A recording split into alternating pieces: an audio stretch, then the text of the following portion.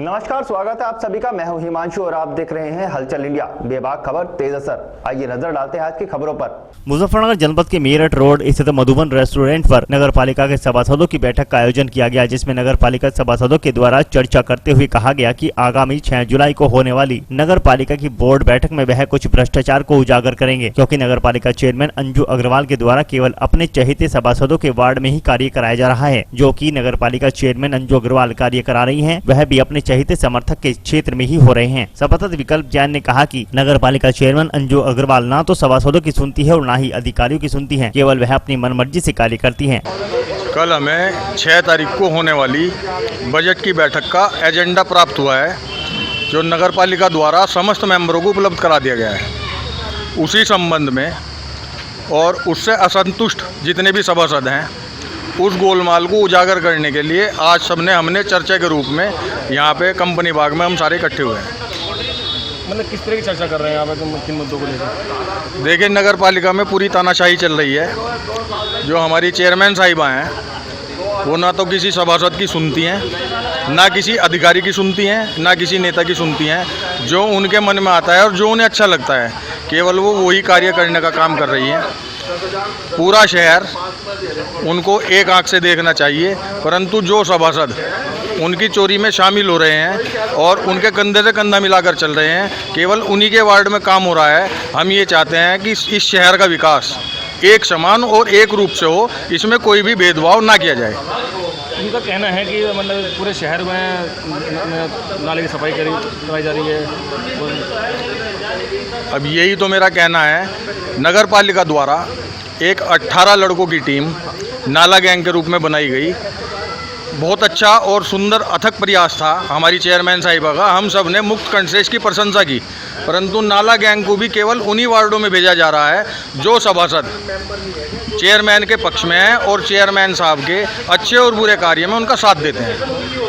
उसी को लेकर रणनीति बना रहे हैं। उसी को लेकर हम रणनीति बना रहे हैं। हम इस बजट की बैठक का विरोध करेंगे और इसमें जितने भी अनैतिक कार्य हैं, जितने भी गलत कार्य हैं, जितने भी गलत भुगतान हैं, हम सब लोग उनके विरोध में हैं। हम इस जनता के पैसों का, जनता की गाड़ी कमाई का दुरुपयोग बिल्कुल होने नहीं देंगे।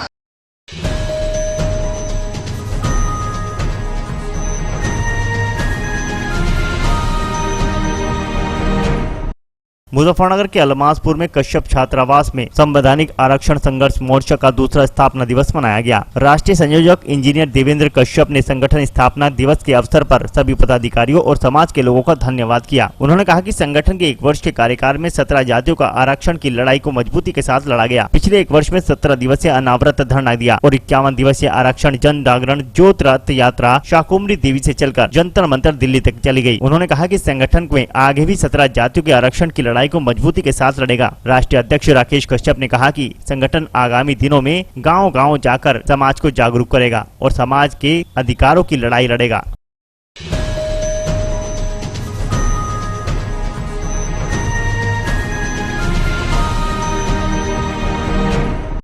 मुजफ्फरनगर जनपद के टाउन हॉल रोड स्थित जीएसटी विभाग में ज्वाइंट कमिश्नर को समाजवादी व्यापार सभा के पदाधिकारियों के द्वारा ज्ञापन सौंपते हुए कहा गया कि आज के दिन देश में जीएसटी को लागू किया गया था, जिस कारण व्यापारियों की कमर टूट गई थी। वह मांग करते हैं कि जीएसटी में संशोधन किए जाए, जिसमें से रोजमर्रा की चीजों को मुक्त किया जाए, जिससे कि छोटे व्यापारी को अपना रोजगार चलाने में किसी भी तरह की परेशानी न हो। ज्ञापन देने वालों में महासचिव नीतीश राजगर्ग, सूर्य प्रताप राणा, राहुल वर्मा, विनय पाल, इसरार अहमद, नकुल शर्मा, मनोज शर्मा, संजय राठी, पंकज जैन आदि मौजूद रहे। ये समाजवादी व्यापार सभा का एक मांग पत्र माननीय राकेश यादव जी जो है ज्वाइंट कमिश्नर हैं, उनके माध्यम से मैं राज्यपाल महोदय को भेजा है, क्योंकि 30 जून 2017 में जीएसटी को पूरे देश के अंदर लागू किया गया, जिसका विरोध छोटे व्यापारियों पर सीधी उसकी मार पड़ी और आम चीज़ें जो रोज़मर्रा की इस्तेमाल की चीज़ें थी वो महंगी हो गई। जिसके संदर्भ में हमने आज एक मांग पत्र यहाँ पर दिया है और हमारी ये मांग है कि जीएसटी के अंदर जो चीज़ें रोज़मर्रा की हैं उनको निकाला जाए और आम छोटे व्यापारी और आम आदमी को राहत देने के लिए इस काम पे सरकार अपना काम करे, क्योंकि सरकार ने अपनी हठधर्मिता को चलाते हुए इसे लागू किया था, जिसके अंदर उन्होंने कहा था कि कुछ चीज़ों को बाहर रखा जाएगा, लेकिन वो नहीं रखी गई। आज हमने उस संदर्भ में मांग की है इन चीज़ों को बाहर निकालने का काम किया जाए और आम आदमी को, आम जनता को इसकी राहत मिलने का काम हो।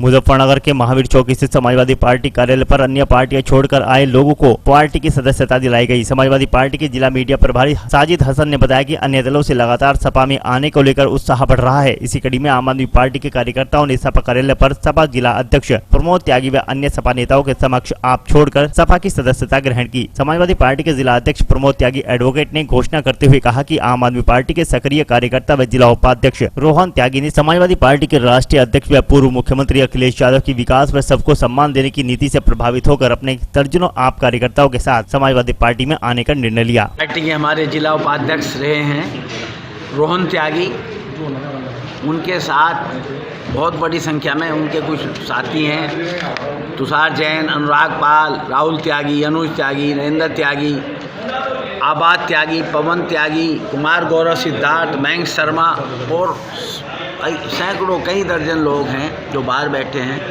जिन्होंने आम आदमी पार्टी की सदस्यता से त्यागपत्र दे करके आज समाजवादी पार्टी की सदस्यता ग्रहण की है। मैं पार्टी का जिला अध्यक्ष होने के नाते रोहन भाई का, इनके सभी साथियों का हार्दिक स्वागत करता हूं और मैं विश्वास है मुझे और कि इनके आने से जनपद में समाजवादी पार्टी मजबूत होगी और हमारे 2022 के चुनाव में हमें समाजवादी पार्टी को इनकी पार्टी में सक्रियता का लाभ मिलेगा।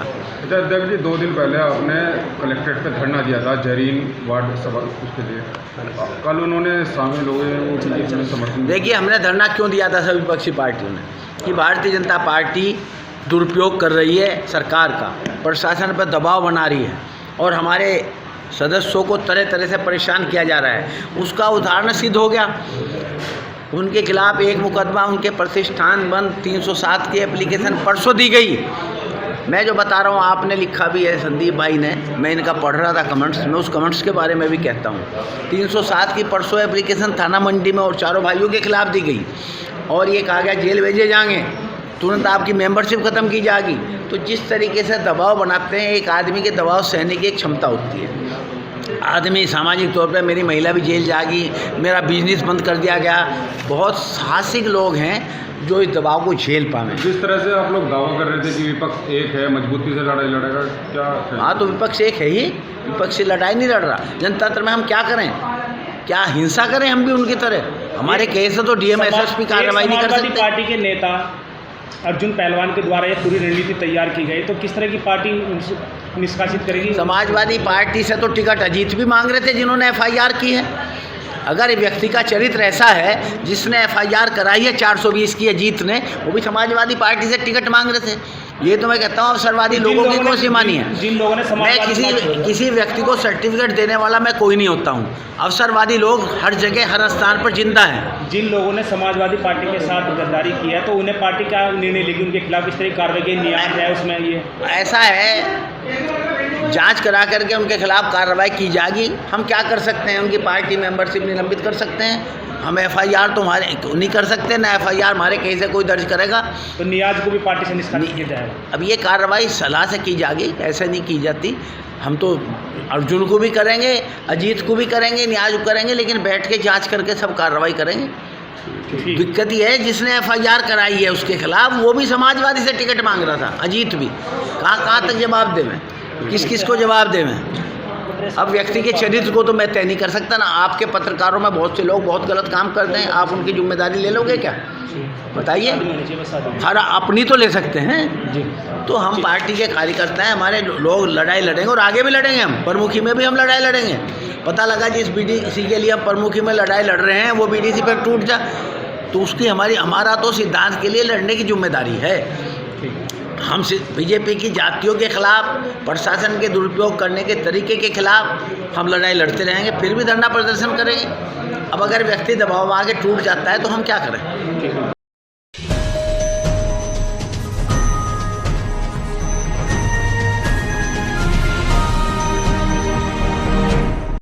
बागपत में रालोद प्रत्याशी बनकर नामांकन वापस लेने वाली ममता फर्जी निकली। शासन ने रालोद का नामांकन रद्द होने से इनकार किया है, जिसका डीएम ने स्पष्टीकरण भी दिया। मंगलवार को दिन भर चले ड्रामे का उस वक्त खुलासा हुआ जब रालोद प्रत्याशी ममता व उनके पति ने राजस्थान के एक होटल से वीडियो जारी कर खुद को बागपत से 400 किलोमीटर दूर बताते हुए अपने प्रस्तावकों और वोटरों को दिखाया और कहा कि जो ममता बनकर पर्चा वापस लेने आई है वो फर्जी है। उधर रालोद के समस्त छोटे बड़े सभी कार्यकर्ताओं ने बागपत कलेक्ट्रेट घेर लिया और जबरदस्त प्रदर्शन किया, जिसके फलस्वरूप डीएम बागपत को लिखित स्पष्टीकरण देना पड़ा। अब जिला पंचायत अध्यक्ष पद पर रालोद की जीत पक्की मानी जा रही है, जिसमें पूर्व विधायक वीरपाल राठी, अजय तोमर, जयवीर तोमर, एडवोकेट विश्वास चौधरी, विकास मलिक, बबली तोमर, सुखबीर गठीना व बागपत के रालोद जिला अध्यक्ष आदि का विशेष योगदान रहा। का जो पर्चा है वो खुद उठा के ले गए, जबकि मैं बागपत से 400 किलोमीटर दूर राजस्थान में एक होटल सूर्य विलास पैलेस उसमें मैं रुका हूँ भरतपुर में,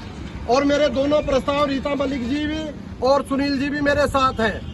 कोई मेरे प्रस्ताव ने एफिडेविट नहीं दिया, ना हमारी वाइफ ने दिया, ना किसी ने दिया, और हम फार्म भर तो यहाँ आ गए थे जब से हम यही हैं। निर्वाचन आयोग से और निर्वाचन आयोग से भी बात हुई, सबसे बात हो निर्वाचन आयोग से मांग करता हूँ, निर्वाचन आयोग से मांग करता हूँ, अगर ऐसा मेरा पर्चा इन्होंने जबरदस्ती उठाया या कुछ हुआ तो मैं अपने बच्चों को लेकर आत्मदाह करूंगा, और इसका सिर्फ सारा पूरी सरकार पे, उत्तर प्रदेश की सरकार पे, बागपत की प्रशासन पे उस पर जाएगा। मैं आपसे हाथ जोड़ के विनती करता हूँ, या तो मेरा पर्चा ठीक रखा जाए, वहीं का वहीं रखा जाए, और नहीं तो मैं आत्मदाह करूंगा। अभी आपके प्रस्तावक? मेरे प्रस्ताव सुनील है, ये मेरी पत्नी का जो प्रस्ताव है सुनील दानी जी है और रीता मलिक जी भी है, आप मेरे साथ है, बाकी सदस्य भी आपके साथ और हैं। 14 सदस्य हैं हमारे पूरे आपके सबके सब यहीं खड़े हैं, सबके सब गिनवा देते हैं। हमारे साथ जबरदस्ती की जाति की जा रही है। ममता का पर्चा खारिज नहीं होगा, ममता चुनाव लड़ेगी। जिन लोगों ने फर्जी कार्रवाई की है, उन लोगों ने फर्जी कार्रवाई की है, उनके खिलाफ शासन अपने आप मुकदमा दर्ज करेगा और गिरफ्तारी करेगा। तीसरी बात कि किसी भी जिला पंचायत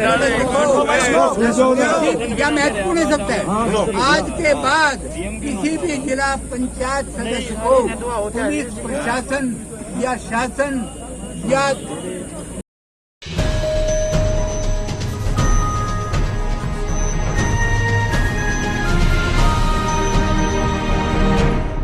मुजफ्फरनगर जनपद के कस्बा जानसठ की कॉलोनी निवासी युवती पिछले 2 दिनों से क्षेत्र के गांव में अपनी बुआ के यहां रिश्तेदारी में आई हुई थी। आरोप है कि मंगलवार के दोपहर के समय युवती दिशा शौच के लिए गई थी, जहां जानसठ निवासी आरोपित अकरम वहां पर आ गया और उसे बीच रास्ते में रोककर उसके साथ छेड़छाड़ की तथा जबरदस्ती अपनी बाइक पर बैठा कर ले जाने लगा। जब युवती ने इसका विरोध किया तो युवती बाइक से नीचे गिर गई तथा घायल हो गई। इसके बाद भी आरोपी इसे ईख के खेत में खींच कर ले जा रहा था, जिसके बाद उन्हें शोर मचा दिया। शोर मचाते ही आसपास के लोग मौके पर आ गए तो आरोपित अपनी बाइक छोड़कर मौके से भाग निकला, जिसकी सूचना युवती ने अपने परिजनों को दी, जिसके बाद परिजन मौके पर आ गए और पुलिस को मामले की सूचना दी। मामला अलग अलग समुदाय से जुड़ा होने के चलते पुलिस में हड़कंप मच गया। पुलिस ने गाँव में पहुंचकर युवती और उसके परिजनों से पूछताछ की।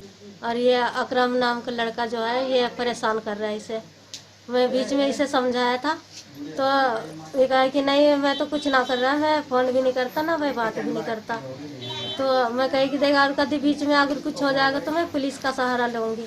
नु कही तो कहे कि नहीं ऐसा कोई मतलब नहीं है। मैं आज जो ये घटना हुई है यहाँ बरसात की है और मेरे लड़की बरसात आई थी मेरे ननद के धोरे, और वहाँ पता नहीं कहाँ से आया और बीच रास्ता में खिंचा खिंची करा जबरदस्ती और मेरे लड़की का चोट मार रखा।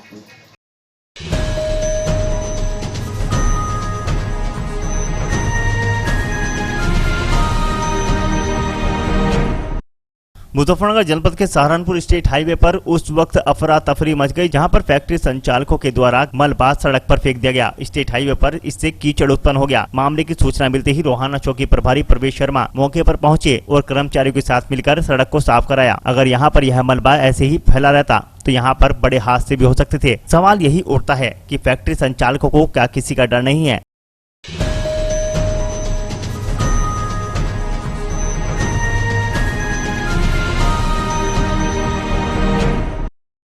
आज के बुलेटिन में इतना ही। कल फिर होंगे हाजिर कुछ नई और ताजा खबरों के साथ। देखते रहिए हलचल इंडिया, बेबाक खबर तेज असर।